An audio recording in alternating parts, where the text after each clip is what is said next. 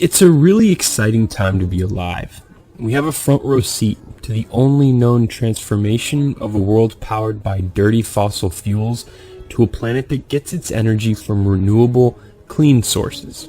It's going to happen just once, right now. These are the top 10 potential energy sources of tomorrow. Number 10. Space-based solar power. Every hour, more energy from the sun reaches us than we Earthlings use in an entire year. To try and save a lot more of it, one idea is to build giant solar farms in space that will collect some of the higher intensity, uninterrupted solar radiation. Giant mirrors would reflect huge amounts of solar rays onto smaller solar collectors. This energy would then be wirelessly beamed to Earth as either a microwave or laser beam. One of the main reasons this amazing idea is still just an idea is because it's, big surprise, very expensive. But it could become a reality in the not so distant future as our solar technology develops, and the cost of launching cargo into space comes way down thanks to the work of companies like SpaceX. Number 9. Human power. We already have human-powered devices, but scientists are working on harvesting power generated from normal human movement. We're talking about tiny electronics here, but the potential when multiplied by billions of people is big. And with developers making electronics that use less and less power, one day your phone may charge when it rustles around in your pocket, your bag, or moves in your hand, or your fingers move on the screen. At Lawrence Berkeley National Laboratory, scientists have even demonstrated a device that uses viruses to translate pressure into electricity. Yes, it's amazing as it sounds, and no, there's no way I'm going to try and explain how it works. Of course, it's linked below if you want more info. There are even small body-worn systems that passively produce electricity when you move. Human power isn't going to solve global warming, but every little bit helps. Number 8. Tidal power. Harnessing all the energy in the motion of the ocean could power the world several times over, which is why over 100 companies are trying to figure out how. Because of the focus on wind and solar, the tidal energy industry kind of got elbowed out of the early mix, but these systems are quickly becoming more efficient.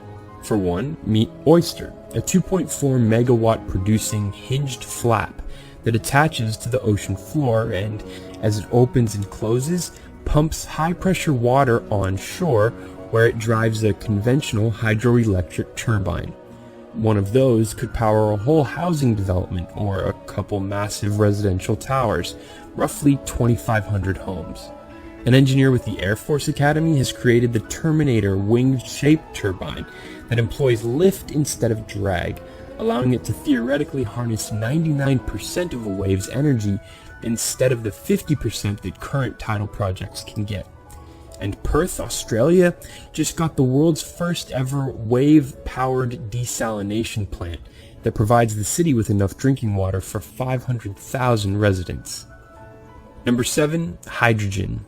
The element hydrogen, by far the most abundant in the universe, is very high in energy, but an engine that burns pure hydrogen produces almost no pollution. This is why NASA's powered its space shuttles and parts of the International Space Station with this stuff for years. The only reason we're not powering the entire world with hydrogen is because it only exists on our planet in combination with other elements like oxygen. You know, good old H2O. Russia even converted a passenger jet to run on hydrogen in the late 80s, and Boeing recently tested small planes that fly on hydrogen. Once the hydrogen is separated, it can be pumped into mobile fuel cells in vehicles that are able to directly convert it into electricity. These cars are now being manufactured on a fairly large scale. Honda is planning on demonstrating the versatility of its new hydrogen fuel cell car by plugging it into a model home in Japan to power the house, instead of the car sucking electricity from the building like its electric-powered competitors have to do. Honda says one of these fully fueled cars could power an entire house for a whole week, or drive 300 miles without refueling. The main obstacle right now is the relatively high cost of these vehicles and the lack of hydrogen stations to refuel them.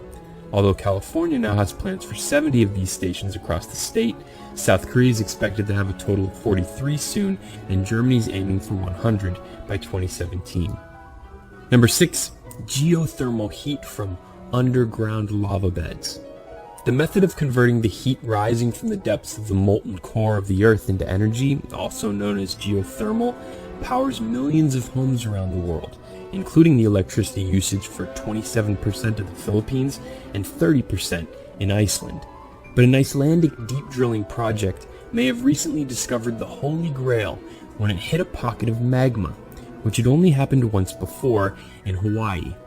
The team pumped water down into the hole, which the scorching magma instantly vaporized to a record-setting 842 degrees Fahrenheit.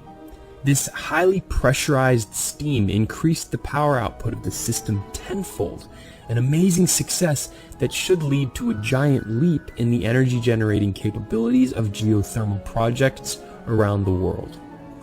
Number 5. Nuclear waste.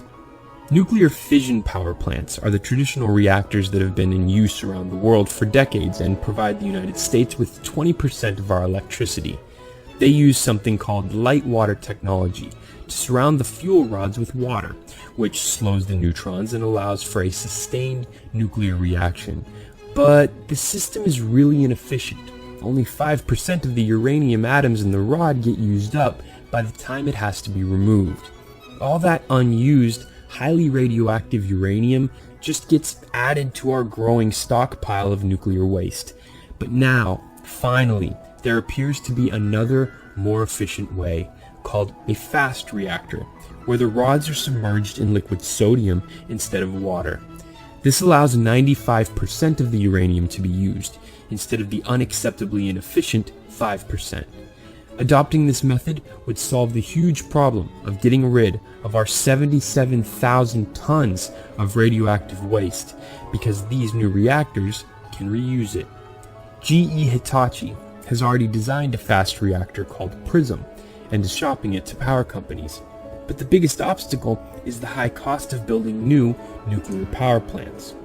Plus, you have to overcome the political stigma that nuclear is a dangerous energy source. Still, the benefits are huge. It's a proven technology that emits pretty much no greenhouse gases. The big success story is France, who has 75% of its electricity needs met by its 59 nuclear power reactors. Number 4. Solar windows. With production and installation costs getting cheaper by the day, solar power is taking off around the world. Europe is the best in photovoltaics and is driven by its leader, Germany. On an average sunny day in 2012, Deutschland got as much energy from the sun as 20 nuclear power stations, enough to power 50% of the country. Spain is now generating more than 50% of its power from renewable resources like solar. A California desert is home to the largest solar power station in the entire world, and the United States increased its solar capacity by nearly 500% from 2010 to 2014. And if you think that that's as fast as solar can possibly grow, listen to this. Researchers at the Los Alamos National Laboratory in New Mexico just made a significant breakthrough in quantum dot solar cell technology that will allow highly efficient solar panels to double as transparent windows. When this technology becomes cheap enough to hit the mass market in the next couple of years, every sun-exposed window in the world will have the potential to be converted into a mini power station. Number 3. Biofuels. From 2002 to 2013, biofuels grew more than 500% in the US, as production of crop-derived ethanol and biodiesel became a mainstream substitute or supplement to gasoline in our cars. In fact, back in the day when Henry Ford first developed his Model T, he thought it would run on ethanol. The discovery of vast amounts of cheap oil all over the world unfortunately made it the go-to energy source, but renewable biofuels are making a strong comeback now. The only problem is that the currently dominant first generation of biofuels use the same land and resources that have traditionally been used to grow food, which is driving up the cost of food and causing big problems in a lot of the developing world. So something has to change if biofuels are going to give us a chance at replacing oil with something clean burning. That's where a plant like switchgrass comes in. It's hardy, it grows like a weed just about anywhere, and it isn't food. But if we wanted to run all of the world's cars on it, we'd need to plant it on an amount of land equivalent to the entire countries of Russia and the United States combined. So that's not going to work. This brings us to the third generation of biofuels, algae, which has all the right ingredients to replace oil once and for all. Algae's natural oil content is greater than 50%, which means it can be easily extracted and processed. We can convert the remaining parts of the plant into electricity, natural gas, and even fertilizer to grow even more algae without chemicals. Algae grows quickly and doesn't need farmland or fresh water. Just last month, Alabama became the world's first algae biofuel system that can also effectively treat human wastewater.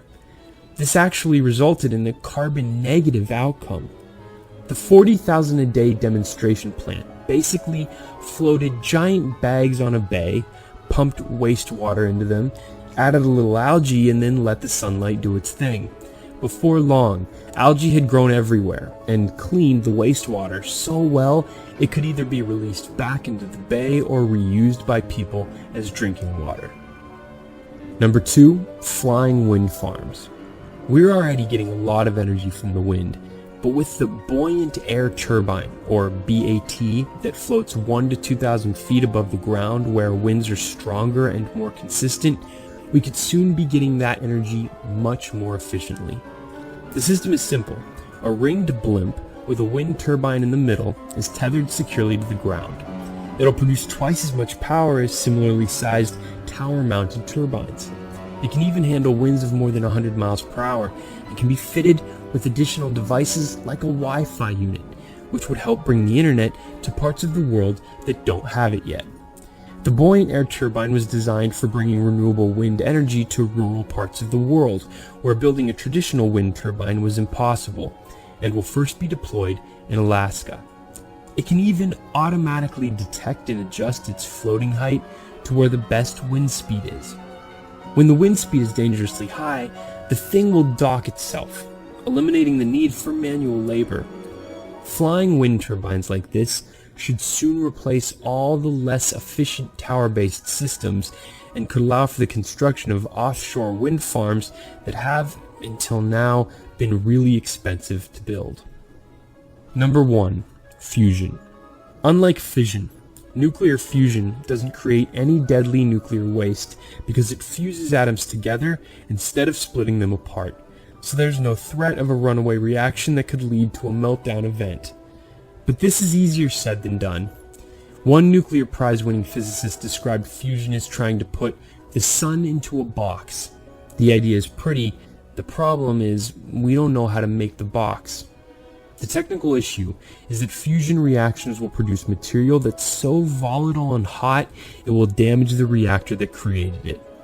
This isn't stopping private companies and governments from spending billions to research the technology and solve these problems.